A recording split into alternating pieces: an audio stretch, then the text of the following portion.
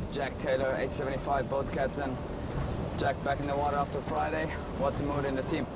Oh, the mood's, keep on pushing. We got together after what happened on our previous sailing day and put our heads together and got boat one back out on the water today for a sort of a recommissioning day. I suppose by now you have somewhat debriefed on what caused the mast failure. Can you give us some insight on that? Yeah, I mean, we've gone through it and we are still going through it. I'm sure we will be opening up about that fairly soon. But today it was all about recommissioning a previous rig and we had a really good day out there with it. Obviously both masts are one design, but how big are the differences? And safety factors, for example? I mean, are there differences? Of course there are. Of course. Yeah, but safety factors, that's always a priority to us. So we're not going to go out sailing with something that, we don't trust. And we were happy with the conditions today, and it was a great day for the team. So beside that, what was the focus on today? Some straight line maneuvers? The focus on today was merely a recommissioning of the boat. As you could see, we started with the J2. We got to do some diamond practice, moving into the J3 in the afternoon, and got to finish with some race laps. How do you compare your team with the other teams which are sailing right on you on the water? With the other teams, well, we had 3 other 75s out with us today. I'm pretty glad that we're actually getting this opportunity to sail. It would be a bit of a shame to have your boat on a ship for 5 weeks and be shipping it up here and not sailing. So how we compare to the others, we didn't actually have too many close calls today like we have in previous days, but it's positive vibes throughout the team, and we're happy with our progression, and we'll continue to keep going forward. On the J2, you lowered and rehoisted twice. Any issues on the halyard, or? No, that was just fine-tuning of the sail trim. So, I mean, there's obviously a lot of options we've got down below to adjust certain settings, and today that was one of those things that we were playing with and testing. Thank you, Jack, for your time. No worries. We're here with Max Sirena, Team Director and Skipper at Luna Rossa Prada Pirelli. So, we're just 2 months away, we're just over from racing. Come va? How's it going? Well, every day we spend in the water is gold for us, no? Because at the end, the only thing you cannot buy is the time. So we need to use the next couple of months as much as possible to try to be as race ready as possible. But in the meantime, keep going with the development process. We still have a lot to go, a lot to do, and even what you see in the water is a little bit of a mix in terms of texting, racing, start, and so on. So it's an ongoing process which will go until, I think, day 1. So how was the day today? Did an issue with the boat end the day early? No, we were planning at the end of the day to do a little change to try, but at the end we were happy with what we did so far. So at the end it was, almost time to get back in, because we need to keep in mind this lady here, it requires a lot of maintenance to be able to go out sailing almost every day. So, once we are happy with the program in the water, it's good to go back and give the time to the short team to make sure the boat is race ready for the day after. So Grant Dalton recently said he thinks you've been quiet, which makes him worry a little. What do you think? I hope he's going to be worried. It will be a good sign for the future.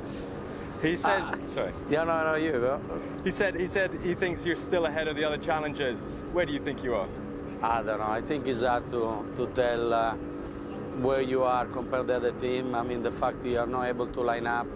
Yes, sometimes we are going some crossing tech, but when we're doing that, you're doing like a 10-mile beat.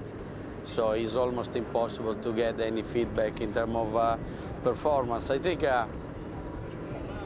everyone is pushing pretty hard, and look, Alinghi, after 2 days, after the big day they had a couple of days ago, they were back in the water, so good for them.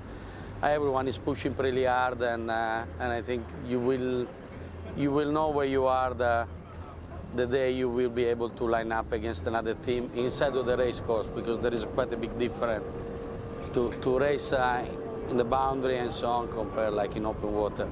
So what's been different in this approach to this cup compared to the previous campaign? Well, there is no really much different. The main difference is the fact we know a little bit more about this new class. We are in the generation 3 of the boat. Obviously, the team, the core group of the team is identical. We just had where we felt we were missing something compared to last campaign. So, I mean, at the end, the goal of everyone here, starting from the kitchen to the guys steering the boat, is to try to win the cup. So everyone is pushing really hard to try to achieve that, because at the end, I mean, it's a good rain to realize, no? Is the fire bigger than before? I think everyone is quiet now, but I can tell you in a couple of weeks' time, everyone will start to eat it up quite soon. E Max, hai un messaggio per i tifosi di Luna Rossa? No, è stata una bella giornata anche oggi. Ogni giorno e ogni ora che spendiamo in acqua è oro per noi, perché l'unica cosa che si può comprare è il tempo. Siamo molto contenti di dove siamo fino ad ora, e il team, la motivazione, lo spirito del team è molto alto, la barca sta andando molto bene e credo che insomma ci divertiremo il giorno che inizieremo le regate. Grazie Max. Grazie a voi.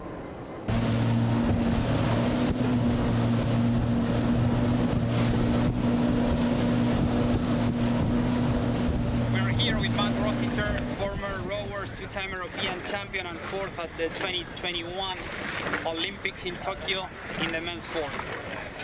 Today, cycling on the first and the third shift on INEOS Britannia. Matt, could you please summarize the day for us? Yeah, I think we had a pretty good day. Yeah, we had a few jib changes throughout. Yeah, I think it was a good day. Yeah, we got lots of stuff done, working through a few things as all the teams out here are. But yeah, I think all in all, good day. Normally, for how long do you cycle whenever you get on board?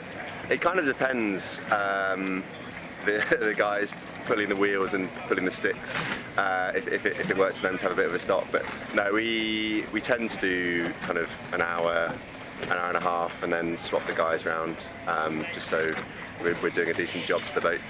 Today, two full shifts. Other days there is someone.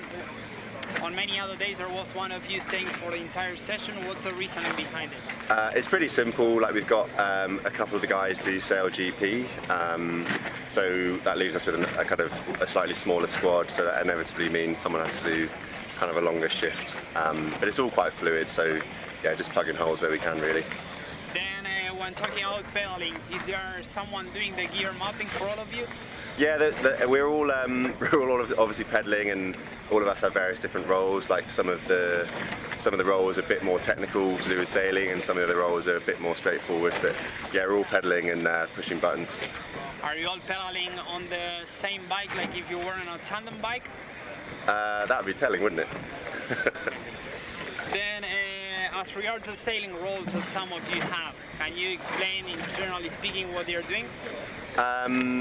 Yeah, like there's obviously lots of different jobs on the boat. Like the afterguard are doing a great job with that, and like I said before, some of the more experienced guys are doing some slightly more technical roles, and like we said earlier, I'm just learning the ropes, so doing slightly more kind of junior things, but everyone's doing kind of bits and bobs to help the boat and take the load off the sailors. Then whenever you get on board, do you always go on the same pit? At the moment, we're slightly rolling around positions, I think, just trying out new things, and as we gradually move towards the racing, I think we'll gradually dial in which seats we sit in. Do you have to adjust the height of the seat whenever you get on board? Just the heat? The height. Oh, the height, yeah. We, yeah, everyone's got their own position, and we have to just slightly tweak it, but getting used to that. Then in between shifts, whenever you are off the boat, what do you normally get to eat and drink? Oh, good question. It depends what the chef, Nick the chef, we've got wraps, we've got sandwiches, sometimes we get these kind of protein balls, or I don't know what the favourite is. Oh, at the moment we've got these Tupperwares with some nuts, some chocky, some fruit. But yeah, generally good stuff. Do you take any protein shakes, any creatine or anything like that? Yeah, normally like a bit of protein stuff after a hard session. Yeah. Then towards the end of the session today, I've broken J3. Any ideas about the cause? The cost? Yeah, the cost. What might Oh, happen. because, yeah. No. I wish I could tell you. Thank you very much. Perfect, thanks.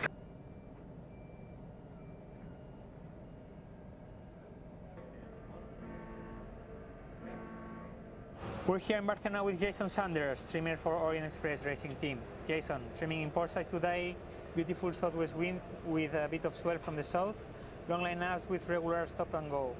Can you please tell us what were the goals for today and if you managed to achieve them?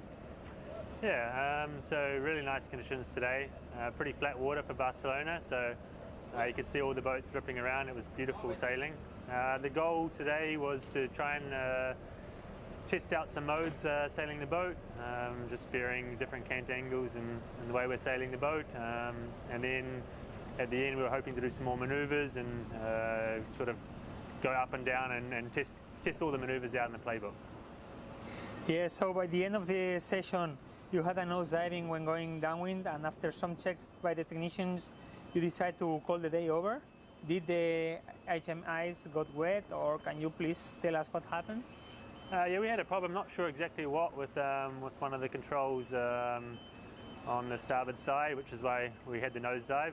And then afterwards we weren't able to figure out exactly how to fix it. So yeah, that was the end of the session, unfortunately. But we had some good sailing today as well already before that. So you know, we're getting slowly more reliable. There's such complex boats, so we're always going to have some problems to start with, and the guys are working through it as best as they can.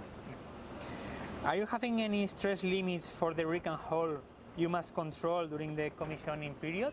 Yeah, we've got limits. Yep, absolutely. So we've been slowly going through and testing the limits and everything, and at the moment there's been no problems. It's all been going well. After Alinghi broke the mast, did you got any kind of advice from the mast supplier, or maybe just a debrief with the engineering team to avoid to be exposed to such kind of risk in the windy days? Yeah, definitely. Yeah, we looked at it and it was pretty scary to see. We're happy that they're all okay, but man, it was a wake-up call for everyone. So we've certainly been discussing how to avoid any such issues and make sure our technique's good for the strong wind bearways. During the morning checks on the aero systems, we could see synchronized movements in between mast rotation and main sheet system, so we understood they are linked. What's the benefit for that link?